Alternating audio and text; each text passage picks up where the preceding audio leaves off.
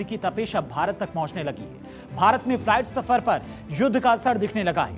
Iran युद्ध की वजह से भारत में एयरलाइंस कंपनियां किराए में लगातार बढ़ोतरी कर रही हैं। इंडिगो के बाद में अब एयर इंडिया ने यात्री किराए में बढ़ोतरी कर दी है। एटीएफ की बढ़ती कीमत की वजह से टाटा के स्वामित्व वाली एयरलाइंस एयर इंडिया ने फ्लाइट किराया बढ़ा दिया है और 8 अप्रैल से डोमेस्टिक, 10 अप्रैल से इंटरनेशनल दोनों रूट्स पर किराए में बढ़ोतरी कर दी गई है। जाहिर सी बात है, जेट फ्यूल की बढ़ती कीमत की वजह से किराया बढ़ाने का यह फैसला लिया गया है। कंपनी का कहना है कि ईरान युद्ध की वजह से जेट फ्यूल का किराया 2 गुना हो चुका है।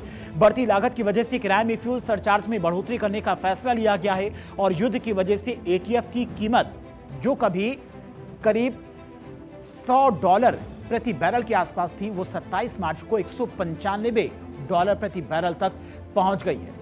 अब कितना किराया बढ़ाया गया डोमेस्टिक और इंटरनेशनल फ्लाइट्स में, वो भी आपको बता देंगे। 500 किलोमीटर तक की उड़ान के लिए ₹299 अतिरिक्त आपसे चार्ज लिया जाएगा।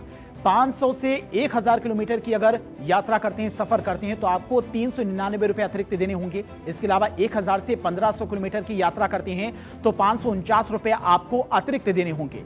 1500 से 2000 किलोमीटर तक की यात्रा करते हैं तो ₹749 आपको अतिरिक्त देने होंगे। इसके अलावा 2000 से अधिक की यात्रा करने पर आपको ₹899 तक का सरचार्ज दिया जा सकता है, यानी कि जो डोमेस्टिक फ्लाइट से उनका किराया भी बढ़ चुका है। इसके अलावा इंटरनेशनल रूट्स पर भी किराए में बढ़ोतरी की गई है। सार्क देशों के लिए करीब $24 अतिरिक्त आपको चार्ज देने होंगे। उत्तरी अमेरिका और ऑस्ट्रेलिया वाले रूट्स पर $280 अतिरिक्त सरचार्ज आपको देना पड़ेगा।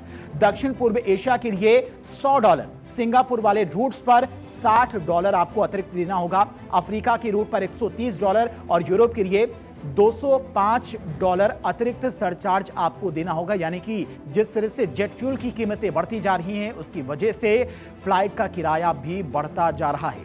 अब सवाल यह है कि ये कीमतें यहीं तक रुकेंगी या फिर आने वाले समय में जिस तरह से पश्चिम एशिया का संकट गहराता जा रहा है, कीमतें और बढ़ जाएंगी। यानी कि आने वाले समय में फ्लाइट से सफर करना आम पब्लिक के लिए और ज्यादा महंगा हो सकता है।